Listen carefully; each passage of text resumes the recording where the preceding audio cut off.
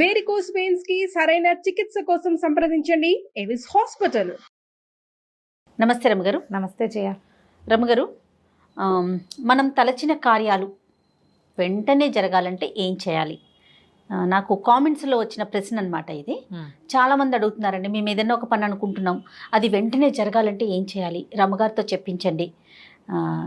ఏం చెప్తారు? ఏమైనా పూజలు చేయాలా, లేకపోతే ఇంకేమైనా చేయాలా? ఇలాంటి ప్రశ్నలు చాలా ఉన్నాయండి. అంటే కాదు జయ, ఏవో తంత్రాలు, ఫలానా తంత్రం, ఈ తంత్రం చేస్తే మనం అనుకున్న పని అనుకున్నట్టు అయిపోతుంది, ఇలాంటివి మనకి చాలా చోట్ల కనపడతాయి.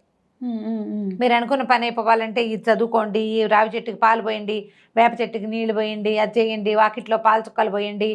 వీటన్నిటిని నేను కాదంటల్లా, అవేవో జరుగుతాయేమో, అవి చూసి నేను కూడా ఏదైనా విచిత్రమైన చెప్పేస్తానేమో అనుకుంటారు. ఇప్పుడు నాకు కూడా అలాగే తలచిన పనులు ఉంటాయి, నేను కూడా అనుకుంటా. నేనేం చేస్తానో చెప్తా. థ్యాంక్స్ రమ్మగారు, చెప్పేసేయండి. నేనేం చేస్తాను, ముందు పాజిబిలిటీ ఆలోచిస్తా. అసలు ఇది అవుతుందా? అవ్వనంత ట్రికీగా ఉండే వ్యవహారాన్ని నేను పెట్టుకోను. ఏదైనా ఒకటి చెయ్యాలి. ఇప్పుడు నేను నేర్చుకోవాలి అనుకున్నాను అనుకో, ఒక శ్లోకం, స్తోత్రం 30 శ్లోకాలు ఉన్నాయి అందులో, గడగడ చదివితే రాదు. ఒక్కో శ్లోకము నేర్చుకుంటా. రోజుకు 2 శ్లోకాలు పెట్టుకుని ఆ 2 తరో అయ్యి తర్వాత 3, 4లోకి వెళ్తాం.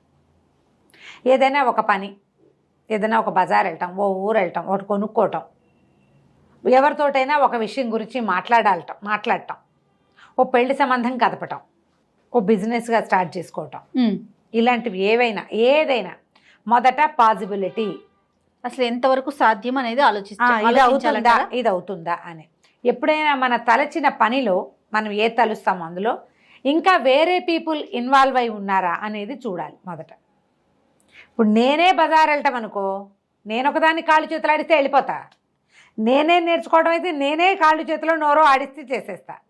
ఇప్పుడు నేను బజార్ వెళ్ళి నిన్ను గలవాలి, నువ్వు అక్కడ ఉండాలి కాదు? అంతేగా. నిన్ను, మీ అమ్మగారిని, మీ అక్కయ్యని, మీ మామయ్యని కూడా గలవాలి. ఈ 5గురు అక్కడ ఉండాలి కదా. ఉండాలా? అవునవును. పాసిబిలిటీస్ చూసుకోవాలి. మనం ఒక విషయం ఒప్పించాలి, ఎవరితోటైనా డబ్బులు పెట్టుబడి పెట్టించాలి, ఎవరి దగ్గరైనా అప్పు తీసుకోవాలి, లేదా తీసుకున్నప్పు ఇప్పుడు తీర్చలేమో, ఫలానప్పుడు తీరుస్తాము, ప్రస్తుతాన్ని నువ్వు ఊరుకో అని చెప్పాలి. అప్పుడు వాళ్ళ పరిస్థితులను బట్టి కూడా మనం ఒకసారి అటువైపు కూడా నిలబడి కొంచెం ఆలోచిస్తే అప్పుడు మనం తలచిన పని ఎంత మటుకు వస్తాం మనకే తెలిసిపోతుంది. దీంతోపాటు దైవ సహాయం తీసుకోవటం.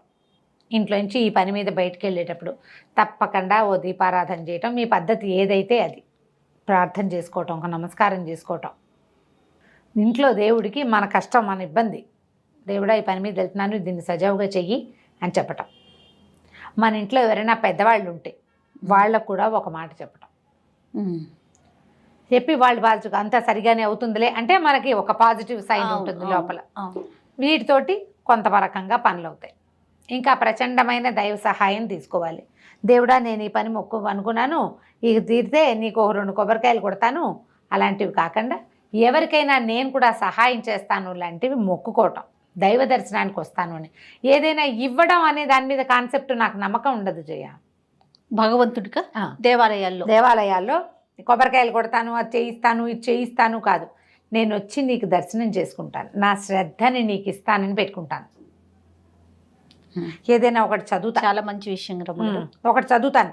నేనేం చేస్తానంటే నా ఐడియానే చెప్తున్నా. ఇది ఇప్పుడు ఈ పని అయితే ఇది చదువుతాను అని చెప్పకూడదు. నువ్వు ఇది చదువు, ఏదైనా మొదలుపెట్టు, అది నీకు వెనకాల తోడుగా ఉంటుంది. నేను సాధారణంగా రామాయణాన్ని ఫాలో అవుతా. రామాయణంలో సకలార్థ సిద్ధి రామాయణం అని ఒక విధానం ఉంది. ఆ ప్రకారం సకలార్థ సిద్ధి రామాయణంలో ఈ అన్ని విషయాలు మనం అనుకున్న పనులు నెరవేరటానికి ఇందులో ధర్మకార్యం అనేది ఒక పాయింట్ ఉంటుంది. అందులో నీకు లాభం, ఇతరులకి నష్టం ఉంటే ఆ పని జరగదు మనం అనుకున్నా కూడా. ఒకవేళ అయినా చెడిపోతూ ఉంటుంది. అంటే భగవంతుడి మీద భారం వేసినప్పుడు కదా. అదే నువ్వే చేస్తే నువ్వు ఎదుటివాడిని మోసం చేస్తావు, నువ్వే సంపాదించుకుంటావు, అలాంటి వాళ్ళు కోకొల్లలుగా కనపడతారు. అవును. బట్ ఇలాంటి వ్యవహారంలో మనం దేవుణ్ణి కనుక మన వ్యవహారంలోకి లాగితే ఒక ధర్మబద్ధమైనది, దానివల్ల ఇతరులకి నష్టం కానీ, బాధ కానీ, కష్టం కానీ కలగనిది, నీ ప్రాస్పరిటీ, నీ పిల్లల అభివృద్ధి, నీ వ్యాపార అభివృద్ధి, నీకే విద్యాభివృద్ధి, నీకే మనశ్శాంతి, చిత్తశాంతి. పిల్లలకి ఏవో హ్యాబిట్స్ ఉన్నాయి, భర్తలకి ఏవో హ్యాబిట్స్ ఉన్నాయి, వ్యాపారం కలిసి రావట్లేదు, డబ్బులు కలిసి రావట్లేదు. ఆల్రెడీ నీ దగ్గర కోట్లుంటే ఇంకా కోటాను కోట్లు రావాలంటే కాచుమి, అలా కాదు.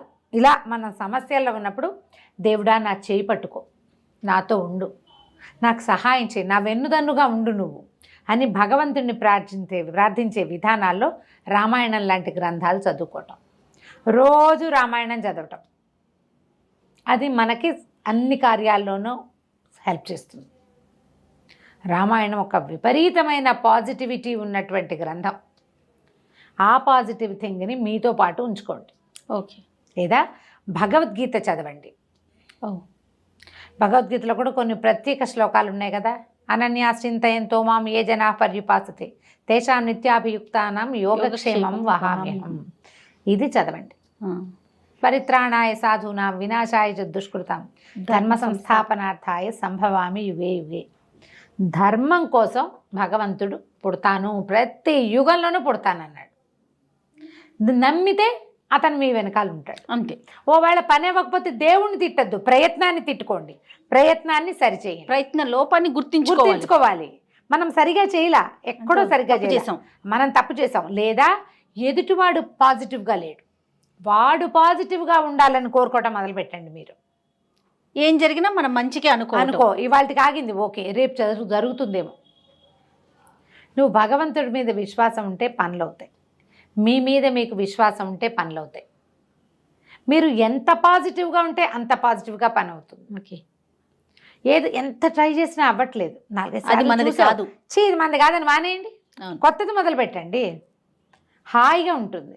ఇప్పుడు ఇందులో చూడు, నెగిటివిటీకి తావు లేదు, నిరాశకి తావు లేదు, మీకు కుంగుబాటు రాదు, మీ ప్రెషర్ మీ వాతావరణం మీద పడదు, హాయిగా ఉంటుంది. నేనైతే ఖచ్చితంగా దీన్ని ఫాలో అవుతాను జయ. ఇది మొన్నటి దాకా చెప్తున్నా ఏం చేశాను. అయోధ్యకాండలో మొదటి 2 సర్గలు శ్రీరామ గుణవర్ణనం చదివేదాన్ని.